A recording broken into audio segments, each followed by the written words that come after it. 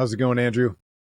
It's going pretty good. I'm enjoying some football-esque weather outside. It's been nice, although we have some not so football-esque weather on the way. But right now, I've just been enjoying it. Uh, gets me excited for football season. Welcome to August in Ohio. That's right. How are you, Craig? Um, I'm good. I'm good. I'm really, really excited for this episode. Today we are talking about my absolute favorite movie. If you ask me who my favorite band is, what my favorite song is, I just kind of roll my eyes at you because I can't pick just one. But when it comes to favorite movies, it's very easy for me to tell you or anybody else that my very favorite movie is Almost Famous. It's from the year 2000. It's written, directed, produced by Cameron Crowe. It's semi-autobiographical about a young man, maybe 14, 15, however old he is, I think he's uh, 15. writing for Rolling Stone and going on tour with an up-and-coming band, a fictional up-and-coming band called Stillwater, which is semi-autobiographical for Cameron Crowe because he did write for Rolling Stone when he was 15 years old. Is this your very favorite movie of all time, Andrew? So I don't know if I could actually say what my all-time favorite movie is. I was thinking about that as you said that. I think I probably would lean more towards something like maybe Inception, or even Memento. I love both of those movies. But in terms of music related movies, and the reason why we're talking about this as a music podcast, it's, we've got a lot of music related movies that down the road we want to talk about. This one was a no brainer to be our first music movie discussion because I think this was definitively my favorite music movie. I'd be curious to know. So, prior to watching this, kind of what you thought of Cameron Crowe in general, how familiar you were with his prior movies that because I know almost or Say Anything and Singles were definitely both already out. Was Jerry Maguire out before this? Did this come after Jerry Maguire? Can't. Yes. Yeah, so Jerry Yep. Maguire was already So out. he wrote Fast Times, which Yeah. came out in 1982. There's a movie called The Wildlife I've never seen. I know nothing about. I don't really know Say Anything all that well. It's Hmm. not really in my wheelhouse.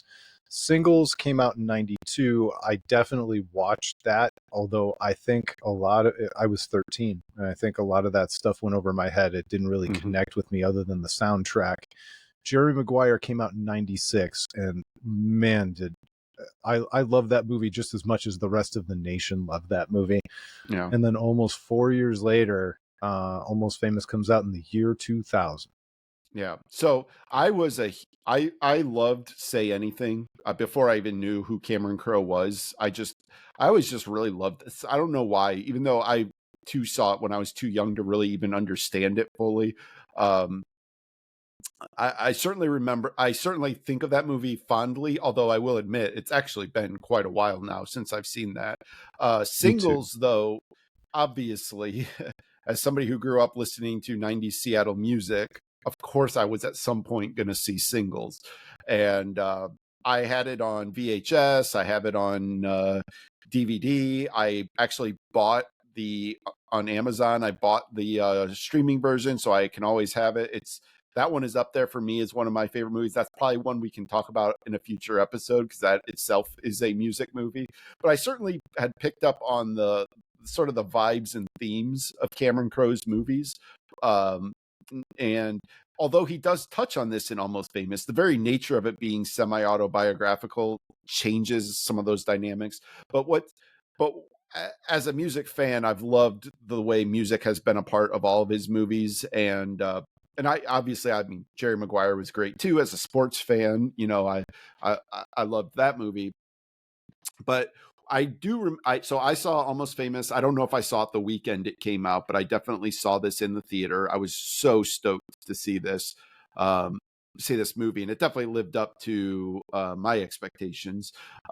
We can kind of talk. Maybe we'll talk about critical reception to this at some point, but I certainly really enjoyed it, and it was just at that time in my life, like Cameron Crowe was just a very sort of important or influential filmmaker for me. Like I loved all of his movies, so I was really excited for this one. And I didn't.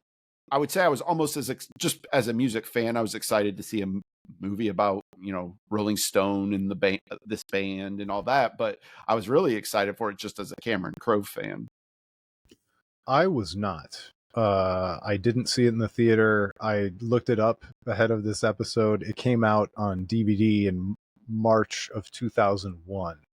Mm. And so I know for a fact that I didn't see it until DVD at home. But the first time I saw it, I immediately went and bought a copy because I knew that I was going to need a copy of this movie forever.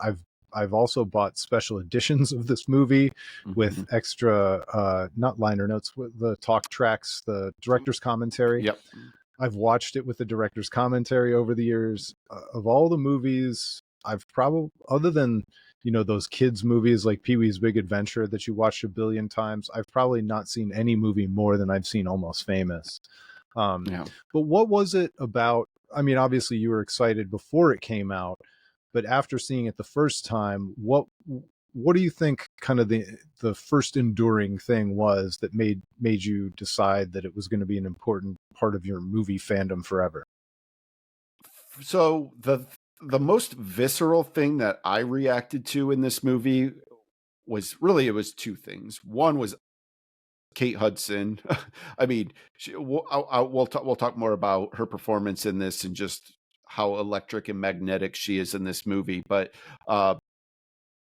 really, for me, it was almost mostly the band stuff. Like this inside look of the dynamics of a band, coming up in the 70s, and some of the struggles they went through, and like the challenges of starting as a small band, opening for was it Kiss or Black Sabbath? Black Sabbath, I think, that they opened for it at the beginning of this movie, I think so too. And then doing their own headlining tour and all that. And I just really, as somebody who's always dreamed of wishing I could be in a big band like this, it brought an immediacy to that. Like I almost felt like at times, like it just felt to me like it was almost like a behind the scenes or a behind the music type thing. Like I felt like Stillwater was a real band, and I really connected with that dynamic. And so I think that's what it was for me. So yes, first of all, Kate Hudson is almost exactly the same age as us, and so Yeah. I don't know that I've ever fallen in love with a fictional character the way that I fell in love with Penny Lane in this movie, with all of her warts and struggles, as well as all the beautiful, perfect things about that character, as portrayed by Kate Hudson, who was as perfect in that role, as fitting for a role as anybody maybe I've ever seen in a movie. Um, it was almost like, and there have been other TV series and movies and different things that have tried to capture this, where Patrick Fugit, who played William Miller. William Miller. William Miller is almost like a superhero because he's like this uber smart kid. He's presented as having almost a superpower. And it was actually the magic of the TV show Suits, the show that took off about the lawyer. The guy's not really a lawyer, but he's got this perfect memory, and so he can memorize law books that makes him this almost supernatural lawyer. Well, so in a weird way, Cameron Crowe was humble bragging about himself and kind of creating a superpower for William Miller. And it was like one part Doogie Howser almost, and it was really fun as somebody who connected with that show as a kid to kind of see it recreated in a more realistic setting, in a semi-autobiographical way, and of course taking place in the music scene, especially a music scene that predated my own fandom. I felt like I was getting a window into a world of Led Zeppelin, Black Sabbath, and those kind of 70s rock bands that I only discovered by greatest hits collections later on. And so that blending of fiction and nonfiction was just wonderful all the way around. Yeah, that's I again, the casting in this was, in some parts, fortunate. They kind of fell into Kate Hudson a little bit. I know she was not the first the first actress cast for this. Um, She and I don't originally tried out to be William Miller's sister, who was Zoe Deschanel. Zoe Deschanel, and the original person who was supposed to play Penny Lane was Sarah Polley. That's right. That's right. I couldn't remember who the original was. Well, I've got all the tidbits pulled up, so Oh, even okay, though I good. couldn't remember it all, I've got them all pulled up, I think. I I know I can't remember. I'm sort of jumping the gun here, but maybe this is in your thing, so I don't want to steal your thunder too much. But the Lester Bangs character, which was Philip Seymour Hoffman. Philip Seymour Hoffman, which again, just a perfect casting. But I can't remember if Jack Black just auditioned or if he actually had the role first as well. But I know, and it's funny because like I can actually visualize Jack Black doing that role and probably Yes. doing it pretty well. But to get Philip Seymour Hoffman, like, and the Lester Bangs character, by the way, I truly think is the moral compass of this entire movie. Like anytime William needs to be pulled back into the center, like he calls up Lester Bangs and he has these incredible quotes. These I'll talk about these later too, but some of my favorite Lester Bangs quotes in this. But he really is the moral center of, as a music fan, the idealist, the be what does he say, merciless and uncompromising and merciless, like that, like that's the not the expectation, the demand of what he thinks a music critic or a music journalist should be. And it's really great to have that through line, I think, throughout this entire movie. But do you know did Jack Black actually have it, or if he just... No, I don't actually know that. But it's interesting that you mentioned that, because so much of the brilliance of this movie feel when you really dig in, and there was a whole podcast behind the scenes of this movie as well that I listened to, but it feels like a magical happy accident that Kate Hudson ends up getting the part that she didn't even go for, or that Philip Seymour Hoffman was battling the flu during the entire performance, and the fact that he was kind of compromised actually became part of the character, Yes. which is unbelievable. The craziest one, Billy Crudup plays the guitar player, and originally Russell Hammond, and that was originally Brad Pitt, who That's right.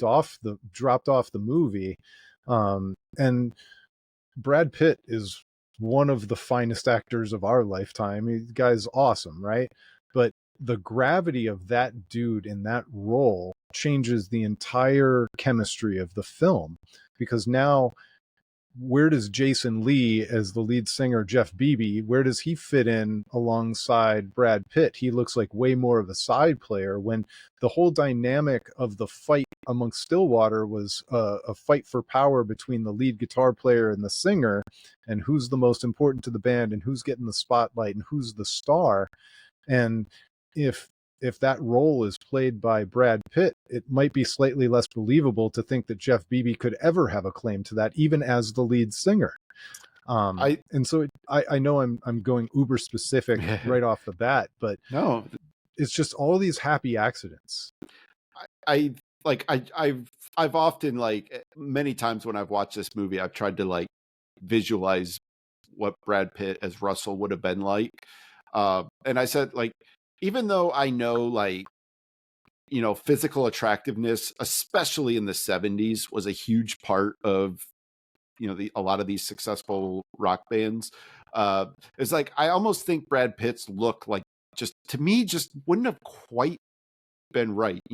Like Billy Crudup, like, to me, he oozes this Russell Hammond. Like he's able to make it where you can understand, first of all, like, not that he's, you know again, we're talking about attractiveness, but not that he's an unattractive man in his own right, but like No. he's not like Brad Pitt would have almost been distracting in that role because he's Brad Pitt. Like it would have been hard to separate out is, well, you just be focused so much on like, oh, that's Brad Pitt, that's Brad Pitt, that's Brad Pitt. So I think it worked in their favor to have a lesser known actor fill that role. When But you remember the big fight over the T-shirt, right? yeah, I think it was that scene where Jason Lee ends it by saying, "And I'll say what nobody will say: your looks have become a problem." yeah, Could that's you right. imagine Jason Lee saying that to Brad Pitt? Yeah, like I think that whole dynamic wouldn't have worked quite the same. And that's one thing that through Cameron Crowe's writing and also the performances by these actors, they nailed that interpersonal band dynamic between the lead singer and the talent, the lead guitar player. Like this is a story old as time. The traditional lead singer is necessarily by nature almost like it's almost hard to be a successful prominent frontman if you can't have this outsized outgoing personality. You need to be a little bit of a loudmouth, you need to be a little arrogant, you need to project yourself out there. And the lead guitarist is generally more of the introvert, right? Like that's the one whose music is coming from within a little bit more. And they Yeah, think of really, Aerosmith. yes, perfect example. There's probably 50 bands we could rail off that sort of nailed that dynamic. And it's not all bands are that way. There are certainly bands where the guitarist might be every bit as much of a personality as the singer, but just in general, that's the formula of these bands. And the acting performances and the writing just absolutely nailed that dynamic. And again, I think because Brad Pitt as a actor, as a person, is just so well known and revered and respected, I do think that power dynamic would have shifted more, where you would have just felt like, well, obviously Brad Pitt's the driving force of this band. Whereas by having Billy Crudup in that role, I think you alluded to this earlier, it leveled that playing field, that Jeff Beebe could feel that, no, I'm the center of this band, not you. We were the Jeff Beebe band, so like that becomes a little bit more believable, I think. Yeah, and at the same time, you let the script do the talking because, um, Russell Hammond is one of the centerpieces of the film, and he also has the attention of Penny Lane, which Yeah. is the tell. Like that's the tell in the script that he is a super important. He's the most important, maybe, Yeah. because the most important band-aid is and the other focus of the film. But just and the music itself, by the way, how many directors, writers, producers in the world would go to all the trouble of not only creating a fictional band, but hire, he was married to Nancy Wilson from Heart at the time, and Peter Frampton comes in and they actually write these unbelievable songs to the point where I think you could be a Stillwater fan right now because those songs are Yeah. just that good. And you might have thought that there's no way for us to bring Pearl Jam into an Almost Famous podcast. However, the joke is on you because Cameron Crowe got Mike McCready to actually play the lead guitar parts. So even though Peter Frampton was the music advisor and he taught Billy Crudup how to play guitar and how to look, as he played and all that stuff, it was actually Mike McCready. So anytime Stillwater is playing that music, that lead guitar part is Mike McCready from Pearl Jam. So Uh, so there you Of go. course.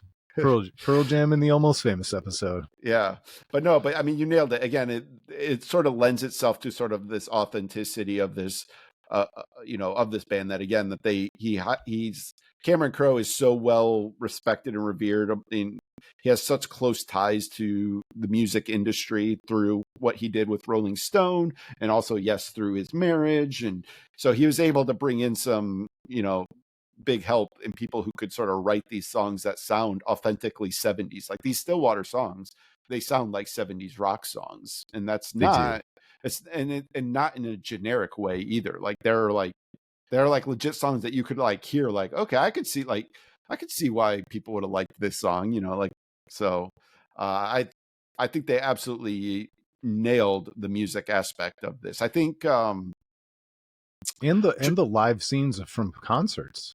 yes, and that I think that again was a big part of well, like Jason Lee can do that part no problem, but I think that Peter Frampton really did a good job of making Russell Hammond look believable. Like he looks like he's playing these guitar parts. He looks like he is every bit that character, and I think that's a huge testament to what the amount of work. I think they talked. I listened to that same podcast you did, that podcast series you did. I think they talked about the amount of time Peter Frampton gave to this project to really help Billy Crudup pull off those parts, and they absolutely nailed it. And I think Frampton wrote 2 of the songs, and Nancy and I think Cameron even kind of wrote the other 3. He definitely worked on some of those lyrics because he wanted to make sure that the lyrics sounded authentic to the 70s. Yeah. So the other character who we haven't really talked about that much yet is William Miller, played by Patrick Fugit. Casting an unknown kid to play that role was really smart and also really brave. It could have gone so very wrong. I don't know who was young in that moment, but if you pick some other child actor who's got a resume, or oh, we saw him in Home Alone, or like whatever, the idea of then suspending disbelief to see them in that role of just this kid who is an unbelievable, so mature for his years, but also immature for at the same time. It's just lightning in a bottle type casting. He can somehow pass as an adult on the phone to Rolling Stone when he talks to them on the phone. He Ben Fong Torres. He can lower his voice and pass as an adult, but yet throughout all these scenes, you see the vulnerability of him as a just young teenager. And I remember another thing they talked about in that podcast was that he did not actually come in an audition originally. He had mailed in an audition tape. I don't know how he got the script or whatever. I don't know much about is it Patrick Fugit? Is that Patrick Fugit? I don't know a lot about his background prior to that, but again, sort of the audacity to just mail Cameron Crowe a audition tape, but he won them over with it. That they immediately said, "Hey, let's bring in this kid to give a closer look at him," and he eventually landed the part. And I think this is again where when you're casting a movie, there's always that risk. Like you want big name actors to be in your movies, and a big part of being a great successful actor is that people see you as the character and not the actor. But I do think that having an unknown play this role really played in their favor, because it was so important that this character look out of his element when he's on the road with this band. And I think that's easier to do with somebody who's never been on a big movie like this before. I think part of that is probably just his own natural nerves and insecurities of being a first-time actor on this serious big budget movie. Well, and the other part of it is that he was just a kid in the film. He was 16 years old, but he looked younger than that. And from listening to that podcast and knowing everything there is to know about this movie, I think he grew 6 inches during the filming of the movie, and so they had a hell of a time getting the getting it all to match up between the early scenes and the later scenes. But it was one of the stranger love triangle type films that I think I've ever seen, because on the one hand you've got Billy Crudup's character and Penny Lane, and then you've got William Miller's character and Penny Lane, and just the total opposites in terms of who they are and where they are, just tied to the same girl. Yeah. One of the cool things is, like, I don't know how old Russell is supposed to be in this movie, but he feels a little too old for Penny Lane to me. but at the same time, William feels a little too young for Penny. I'm not sure how old Penny is supposed to be either. I would guess probably more like 18, 19, maybe something like that. So like you already have this interesting dynamic that she's in this little bit of this awkward love triangle with one guy who's a little bit too old and maybe, well, not maybe, definitely it's, unobtainable to a certain degree, and then you've got the younger guy who's maybe a little too eager, Penny wants to be mysterious, hard to get, and he's maybe a little too eager. But the other thing that's interesting is almost any movie where there's a love triangle, you get resolution of that in the end. And there isn't really a resolution of that part of it. At the end of the movie, Russell finally realizes that, how he's affected all these people, and he realizes he wants to be with Penny. So he calls her up and says, "Hey, can I come talk to you?" So she gives him an address. Well, the address she gives him is actually William's house. So Russell unexpectedly shows up at William's house thinking he's going to see Penny, but instead it's to see William and to talk, and so like it was almost like the resolution was almost between William and Russell more so than Penny's role in that. So speaking of which, and we're all over the place, which is exactly how this movie should be discussed. Yeah. Let's talk about Elaine Miller, William Miller's mother, played by Frances McDormand. Frances McDormand is an understated star. Yes. She steals so many scenes in this movie by being awkward and authentic. She's everybody's mother in this movie. She's not just William Miller's mother. She plays the role of everybody's mother in this movie. Even if she's nothing like your mother, you can feel that mom energy. You can relate to that mom energy. Maybe she was born to play this role, but you certainly feel that way after seeing the way she does it. But she does it with not only authenticity, but with a comedic timing that doesn't ever wink at the camera, which is really hard to pull off. They, again, nailed this casting decision as well. But she's a great character too. And again, she is directly influenced by Cameron Crowe's mother. And she has this like fascinating vibe to me that, she's a college professor, well-educated, and you would expect, a lot of liberalism out of that, but she's also overbearing in her protectiveness of her children. She, on the one hand, she wants to push William to be, well-educated, well-spoken, well-read. She takes him to movies and is asking him about like critical analysis of the movie when he's, just a very young child. So, but at the same time, like she's vehemently against drug use. She doesn't want any part of drug use. She doesn't want them listening to certain types of music. She doesn't like the messaging of rock music. And I just really love that dichotomy in that character, that like you can't quite pin her down on where she's supposed to be in any of those roles.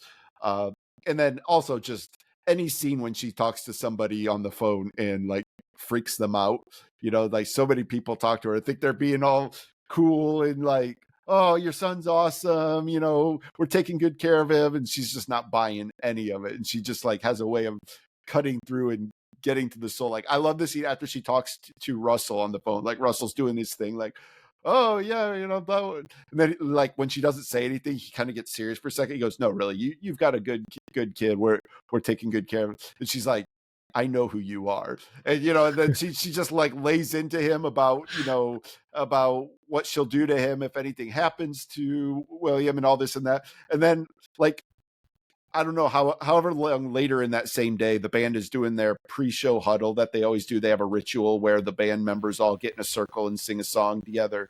And like you see everybody else all excited for the show and singing, and like Russell's just kind of staring blankly. And right before he walks on stage to play this show, he just turns to William and just goes, "Your mom kind of freaked me out." So that one's great. The other one that's really great is Sapphire, played by Fairuza Balk.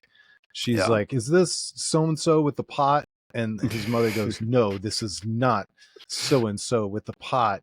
And then I just remember, you got a great kid. He respects women, and but she tags the phone call by going, "And by the way, this is the maid." and she hangs up on William Miller's mother. That's right. That's right.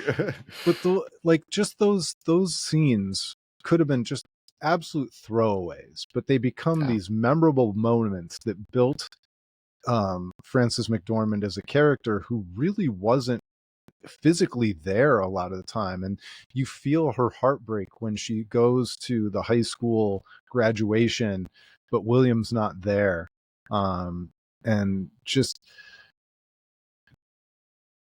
where it was heartbreak, but it was also, she still was proud of her kid, and even as he was disappointing her in one way, he was making her proud in another way, and it had to be almost impossible for her to kind of portray that energy, and she does it with her facial expressions, with her overeager clapping for somebody who wasn't there, just all that stuff. It's amazing how many of those little moments continue to stick with me long after I've seen the movie. I love I think it's probably the last line she delivers in the whole movie is when Russell shows up at their house, thinking he's going to see Penny, and she walks him back to William's room. And before she lets him into William's room, she just looks at him, at Russell, and goes, "There's hope for you yet, Russell Hammond." It's just the delivery of that line is just fantastic. And the way Billy Crudup is walking around the house and he's looking at the pictures and slowly realizing that he's at William Miller's house, just perfect. So how long, this movie is chock full of cameo appearances, bit parts by people, but how long did it take you to realize that Jimmy Fallon was in this movie? Well, I actually realized it right away when that character came in. But he is so heavily disguised, and his character is awesome. Like, he plays the labels manager. So they had one of their longtime. It was one of Russell's longtime friends has been managing the band, but they've had some incidents and they're not really running the tour the way you should. And so the label, as Stillwater is starting to grow, naturally it's like, we need to get an actual manager in here. So he's a big, slick studio, fast talking kind of guy. He has one of the greatest things is in the infamous plane scene when they think the plane is going to crash and they're all sort of confessing different things. He's like, I hit a guy and ran in Dearborn, Michigan back in whatever year. He's like, I don't know if he's alive. I don't know if he's okay, but not a day goes by that I don't see his face. Like, just his delivery of that line was just so perfect. Yes. I didn't realize it was Jimmy Fallon for the longest time. And by the time I finally realized it, it was just a mind blower to me. The same with Mark Maron as the angry promoter when they buy the gate. That one I did not realize until much, much later. Go ahead. I was just gonna say one interesting thing when it comes to cameos is the bass player in Stillwater is Mark. Is it Kozelek or Kozelek? I don't know how he pronounces it, but from Sun Kill Moon, Red House Painters. So he's the bass player, but he was not who Cameron wanted to play bass. The bass player that Cameron wanted, and the person who had agreed originally to do it, was Jerry Cantrell, who was in singles as Alice in Chains. Alice in Chains played in singles. Jerry Cantrell was in Jerry Maguire. You remember him in Jerry Maguire? I don't. So when Jerry Maguire writes his manifesto early in the movie, and he goes to Kinko's to get copies made, the clerk working at Kinko's is Jerry Cantrell. I didn't even realize. Yeah, which is fantastic. So, Cameron, now I just want to watch Jerry Maguire again. Yeah, so Cameron is good friends with Jerry Cantrell, so he wanted him to be in this movie, and so he had said, well, you can play the bass player in this band Stillwater, and Jerry had agreed. However, Jerry ran into a little bit of a problem because he was actually recording Degradation Trip, his second solo album, and so the schedules just didn't work out, and so he couldn't be in the movies. But that would have been an awesome cameo too. So let's talk about the soundtrack, the non-Stillwater soundtrack a little bit, because much like I felt like Singles soundtrack gave me uh access to music like an older brother would have. An older brother that I never had. My older sister was wonderful at sharing music with me, but not the way Cameron Crowe and the Singles soundtrack did. I kind of felt like this one did the same thing for me. um there were a lot of songs from the 70s that I knew them, but I never really connected with them until I saw this film and I saw them in this context, and I love them. Like, let's use one that I didn't like at all until I saw this movie. So, and it doesn't have a prominent role in the movie, but remember the song "Reelin' in the Years" I don't know if I do or by not. studio anyway, "Reelin' in the Years" is this song. It's like a classic rock kind of whatever song in my mind, but then hearing it in that film totally made it sound great to me. It's a Steely Dan song, and I never would have listened to Steely Dan otherwise. um I would say for me, I never appreciated Elton John, I and was like going to bring that one up. yeah, that's one of the more famous scenes in this movie is the tiny dancer sing after after the t-shirt fight, and Russell and William go to the house party, and Russell takes some acid and does the I am the golden god scene on the top of the roof. Which is Uh, apparently something that Robert Plant might have actually done in real life. yep. And so after the band finally reunites and they get Russell on the tour bus, and there's still some awkward tension because of the fight over the t-shirts, and they're all sitting there, and then Tiny Dancer plays on the radio on the bus, and one at a time, first one person starts singing, and then and eventually they all start singing together and laughing, and like you just sort of like it somehow, that just watching it in that scene made me go like, oh, I get it, I get that song now. Well, and on top of it, you've got William Miller saying, "I've got to go home," and Penny Lane looks at him and says, "You are home." A great line in that movie, Is by the way. just perfect. But apparently that song wasn't particularly well known to the cast either, and Oh, okay. because Cameron Crowe kept playing it over and over, that scene felt largely improvised Yeah. in a lot of ways, because even the actors in the movie didn't really know that song all that well. I mean, when you think about the fact that Kate Hudson is basically our age exactly, it predates all of us, and so unless your Yeah. parents were big Elton John fans, you weren't going to have heard that one. My parents, my dad specifically, was a huge Simon and Garfunkel fan. When I was let's see, I don't know, 7 or 8 maybe. That's when Simon and Garfunkel did the Live from Central Park. It was a huge program on CBS. It was like a really big deal. Um, and from that point on, I listened to a lot of Simon and Garfunkel with my dad. But I never connected to America until I heard it in context in Almost Famous. Yeah, I really related to William's sister, like the way Anita. she Anita, the way she uses music in her life, like I so related to that.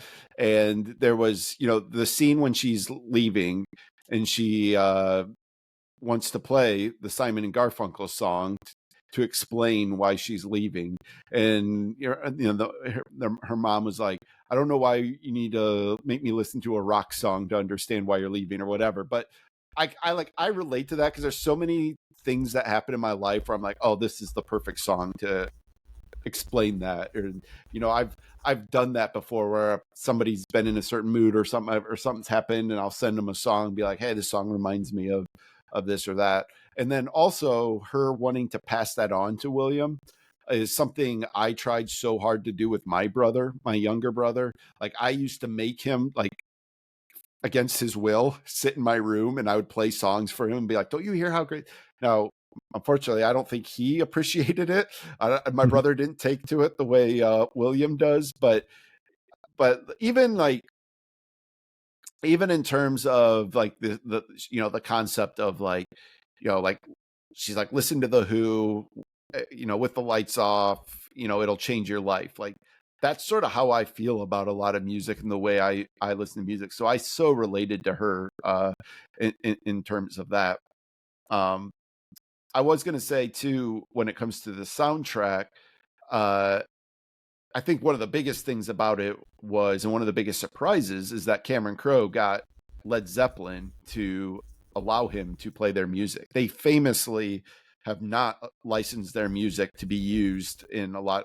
Now, I think a lot of people know through the Marvel movies, they got the rights to them, and so people might not realize it. But prior to Almost Famous, I don't know if they had ever licensed their music for movies. But they didn't just get one song. So what Cameron actually did was I don't know, I assume he probably went to them, but somehow he either invited them in or he went to them, sat down with Page and Plant, showed them the movie, and won them over enough that they were like, not only did he get one song, he got 3 songs in this Tangerine, Rain Song, And Tangerine was perfect. oh yeah. Oh yeah. Right at the end of that movie, it nails it. I can't remember what the third song is now, but anyways, but he got 3 Well, of them. there's a cut scene on the special edition where William Miller forces her to listen to Stairway to Heaven. Well, so I was going to mention that he had this scene specifically made for Stairway, but that was the one song that Zeppelin still, as much as those guys really like Cameron Crowe and clearly wanted to help him, they still said no, they would not allow him to use Stairway in that movie, so he had to cut that scene. Yeah. The other one that's not kind of classic rock per se, but it's from that time period. And maybe this is embarrassing in the history of music, but I never really appreciated Stevie Wonder that much until hearing My Cherie Amour in that context. Yeah. It really opened up, and that's really, when I say this is like the Big Brother vibe introducing you to music and the gateway, like I had a whole new ear for Stevie Wonder, because when we were coming up, it was I Just Called to Say I Love You, and some of like the 80s Stevie Wonder, where if we hadn't gone back or we hadn't been exposed to it, we probably missed out on Stevie Wonder at the peak of his powers, and we were hearing that the more famous top 40 version that was a little less artistically sound, maybe. For sure. I just looked it up while you were talking because I was curious, and I was actually wrong. He got 4 songs to use in the movie, Led Zeppelin songs to use in the movie, and then he also got That's the Way, which is just on the soundtrack itself. But then, so in addition to Tangerine and Rain Song, he had Misty Mountain Hop, and then I never know how this song is pronounced. Is it Bronnier? No idea. Yeah. So, but so those were the 4 songs that that he got. So I just wanted to correct that real quick because I couldn't remember what they were. Yeah. So where do you want to go next as we continue to talk through? Yeah, I want to talk about 2 of the most striking scenes that have just always I have just thought is the brilliance of Kate Hudson. So I wanted to circle back to this and talk about these two specific scenes that are just, to me, a masterclass, again, in filmmaking, writing, and definitely acting. The first one is right at the beginning of the movie when Williams sneaks his way backstage thanks to Penny. Penny gets him into the backstage area, and he was originally there to actually interview Black Sabbath, but he instead meets Stillwater. Or no, that's how he got in, was because he won over Stillwater, because he was telling them how much he loved their music and the direction they were going, and he spoke to them in a very, not as a like fan, but as a critic, or so that blending that Cameron Crowe does between critic and fan. Anyways, so he goes backstage, he becomes sort of friends with the band quickly, and he connects with these guys. Well, anyways, so then he runs into Penny backstage, William does, and he's talking to her, and then Russell walks up, and William, not knowing any of the history of Penny and Russell, quote unquote, introduces Penny to Russell. So he's like, Penny, this is Russell Hammond. And they act like they don't know each other. And they initially say, and then they just show, I mean, the camera just focuses on Kate Hudson's face as she's looking at Russell. And you just see her eyes start to tear up. And she just starts this subtle cry. And like, you can just feel the passion and the emotion of that relationship. And like, then like William's starting to like slowly realize, wait, is there actually a history here between these two? You know, that scene is just, there's no words. Penny doesn't say anything. She conveys everything through her facial expressions in her acting in that. And it's such an insanely great scene. And then the second one, again, it's sort of a similar concept, I suppose. But after Russell loses Penny in a bet with, I don't remember which band Humble it was. Pie. Humble Pie, that's right. Humble Pie for a case of beer. Heineken. And Penny is and Penny is like glowing, or you know, talking about how much Russell must like her, even though she's not invited to be on this thing. And finally William can't take it anymore, and he just says to her that he threw you away for a case of beer. I was there. I saw it happen. And then she kind of stops, and you see this moment where William realizes that he really hurt her by saying this, and he apologizes, so he says, I'm sorry. And then the camera just goes again to Kate Hudson, and she just takes a moment. You see her sort of gather herself, and she just delivers the line, what kind of beer?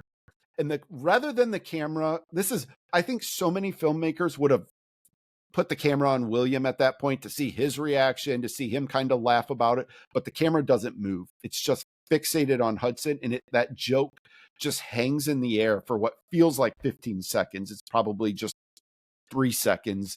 And then she just laughs to herself, and and the camera never shows William's reaction. It just goes from that to the end of the scene. But I've always just thought that was just such powerful acting by Kate Hudson, who is just, and again, like, she can just light up a room. I mean, she has an aura and a presence. She just radiates this beauty and this energy. Like, so already you can't take your eyes off of her in any scene she's in. But like, when that camera just focuses on her and she goes through all these sequence of emotions in a matter of 5 seconds or whatever, and arrives at the defense mechanism joke. It's absolutely perfect.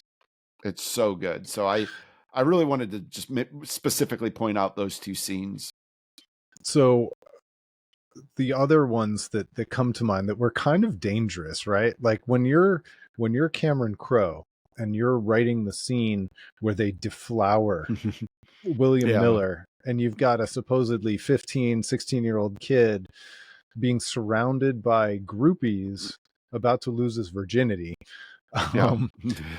Like in, I mean, because it's historical, because even in 2000 it was going back 25 or 30 years, I guess you kind of get away with it. But in hindsight, like now that I'm in my 40s and kind of a dad, I'm going, well, like, I mean, true stories are true stories, but wild.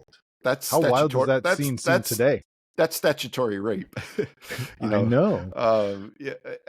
But I love later in the movie then when they're going to New York City for a show, and we did everything but get you laid. Yeah, and William just has this look on his face. Again, perfectly acted. He didn't have to say the words; he just expressed it all with his face. And then, like, the band members slowly realized, they're like, "Wait, it was Russell Hammond and Jeff Beebe, right?" I think so. I can't remember. I think, or maybe it was just Jason Lee. It's Jeff Beebe.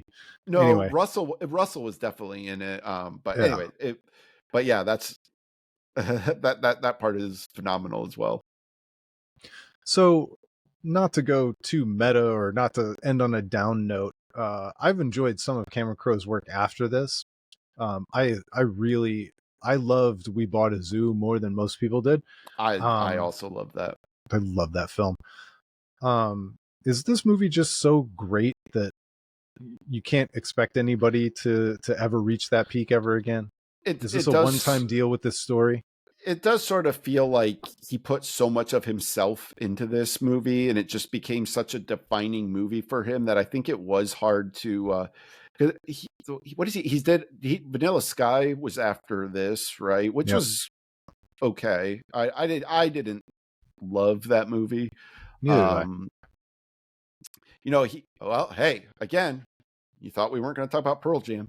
He directed the Pearl Jam 20 documentary, not just Yep. directed it, but also narrated it. And he did a killer job on that. That's a He great did. documentary. So he's done things that I've liked, but I just think that he put so much of his blood, sweat, and tears into this project that it just feels like everything after it is just a crescendo. Like this was the peak, and I just can't imagine how he can ever sort of top it in terms of what this movie might mean. Um, I did I do real quick. We'll getting kind of close to the end here. I do want to mention a couple of my favorite quotes from this movie. Oh, I, please. so the Lester Bangs has one of my a line I really love is when he first meets William, and William is talking about how he's unpopular at school and all the kids hate him, and Lester says, well, you'll meet them all again on the long road to the middle. And I just love that line, and like there's so much truth to that. Like you have all this high school drama and like people who are in various different social structures, and but you kind of do all end up more or less living the same kind of lives. You all have that long road to the middle. Yeah. So I love that line. I love the when when William first gets the Stillwater gig and he's calling Lester to talk about it, and Lester says, what are you listening to? William goes, Stillwater. And Lester just goes, Stillwater. It just hangs up the phone, doesn't say that. Then he goes, kids doing drugs. I love that line.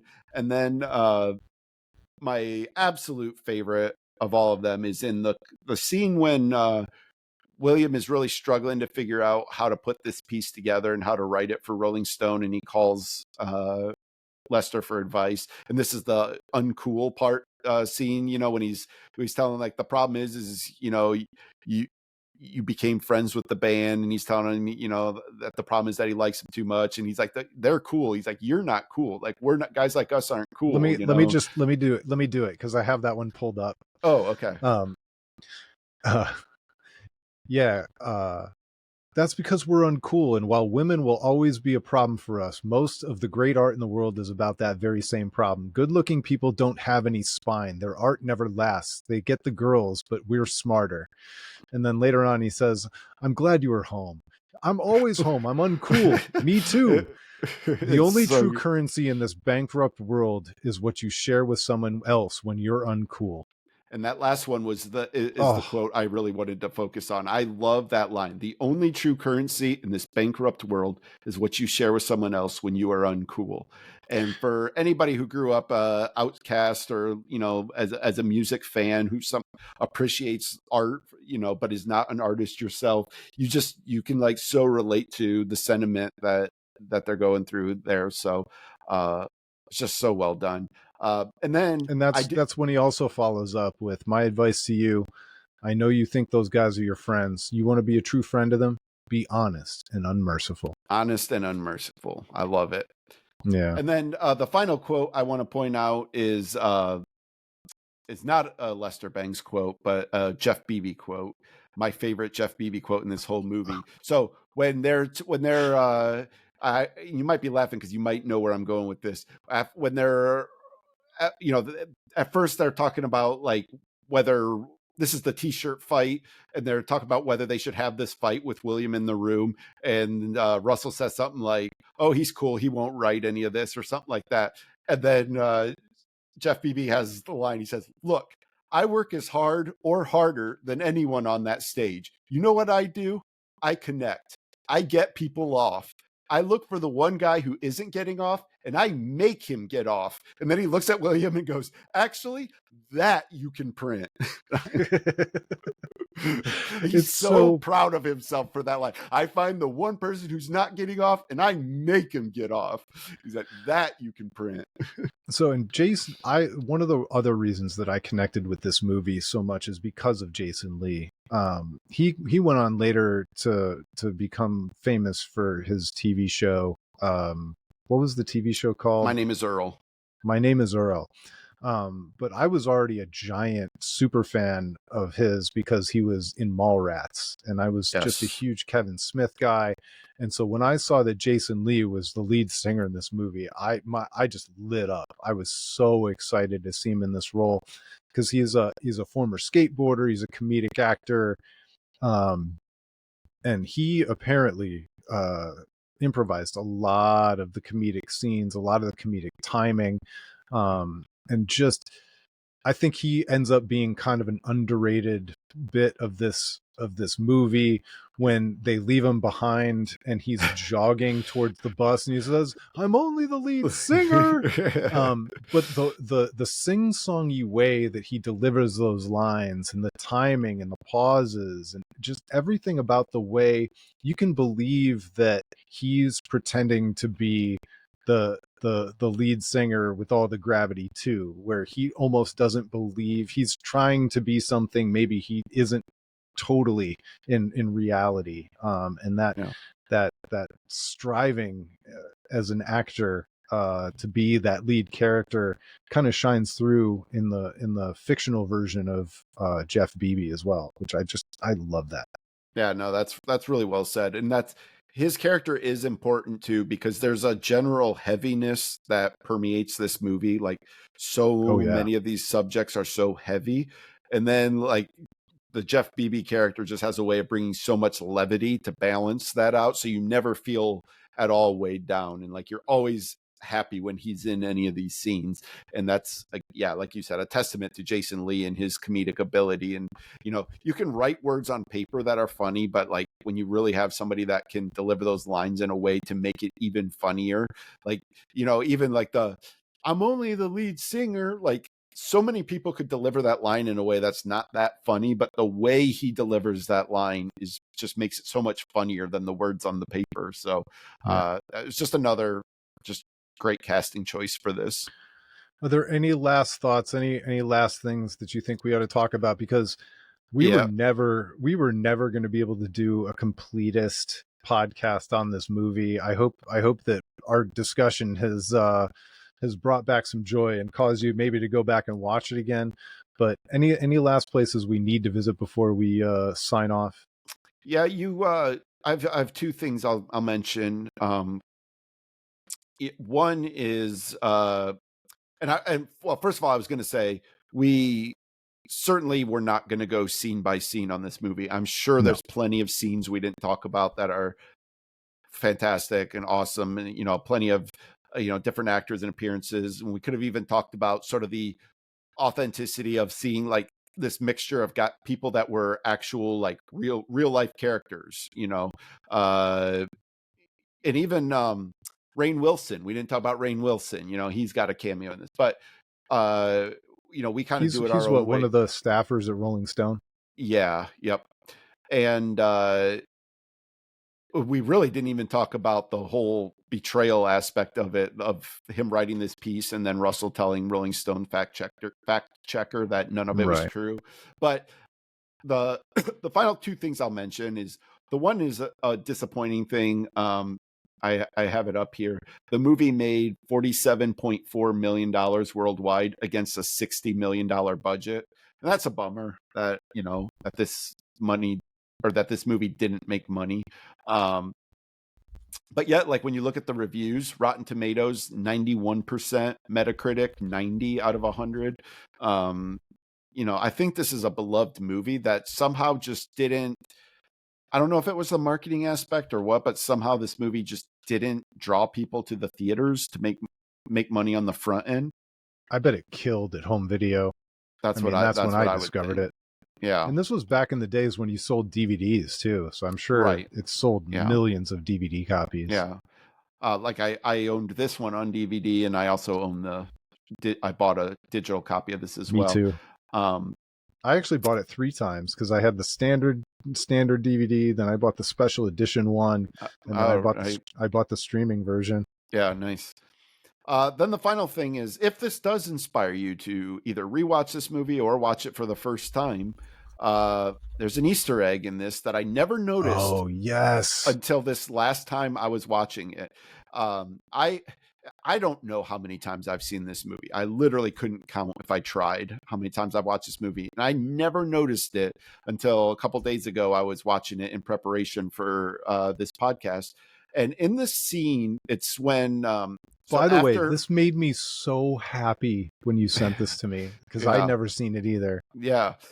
So in this scene, so right after William met Penny Lane at that first Stillwater show, and then she mentions to him about driving to LA with her to see them in LA, and William agrees. So she picks him up, and they're in their car driving.